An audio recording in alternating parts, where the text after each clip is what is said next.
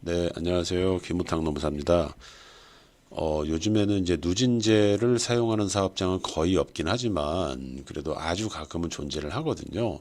그래서 뭐 100번의 질문 중에 한 뭐 15번 정도는 그 질의하시는 내용인데요.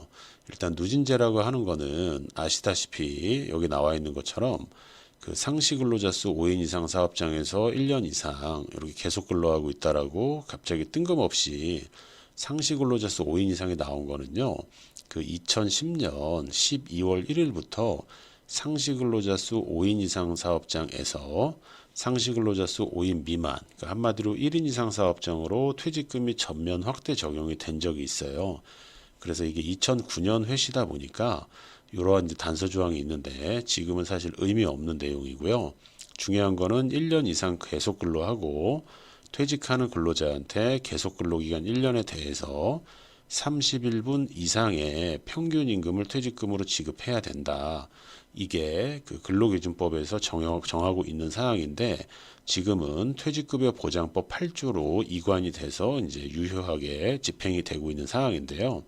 일단 이 근로기준법이나 근로자 퇴직급여 보장법에서는 절대적인 기준을 평균 임금의 31분 이상을 퇴직금으로 하고 있어요. 물론 연금 버전으로 말씀드리면 DB형일 때 그렇거든요. 근데 이제 지금 질의한 사항은 보통 요 31분 해서 딱 요거를 1배수라고 보통 얘기를 합니다. 누진세 버전에서. 근데 1.5배를 주겠다라고 하는 거는 30일에 1.5기 때문에 1.5배인 45일분을 지급하겠다. 이게 보통 누진제라고 보통 얘기를 하는데 이게 90년대 말에 그 IMF 구제금융 위기일 때 대부분은 폐지가 됐습니다.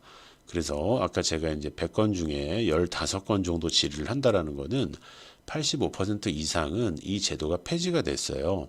그런데 이 지금 요 사례는 좀 재밌는 게 이 평균 임금이라고 하는 거는요.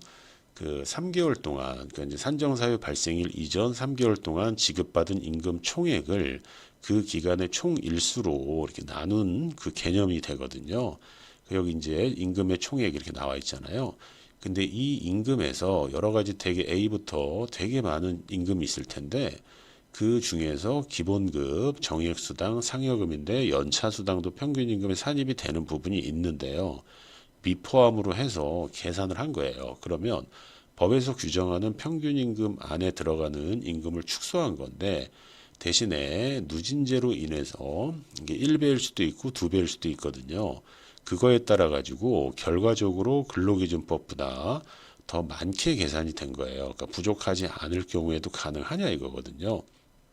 이랬을 때 고용노동부에서는 원칙적인 얘기는 첫 번째 문단에서 얘기를 해주고 있어요.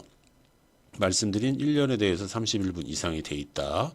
그리고 평균 임금으로 가라. 그리고 평균 임금이 통상 임금보다 적으면 그 통상 임금을 평균 임금으로 한다. 하지만 퇴직금 산정을 위한 평균 임금의 범위를 임금보다 축소해서 정했지만 여기까지는 이제 좀 문제가 있지만 누진율을 1.5배, 2배를 적용해서 계산된 퇴직금이 결과적으로 법정 퇴직금보다 더 많을 경우에는 가능하다. 그러니까 법에서는 어떤 최저한을 정하는 게 30일분이거든요.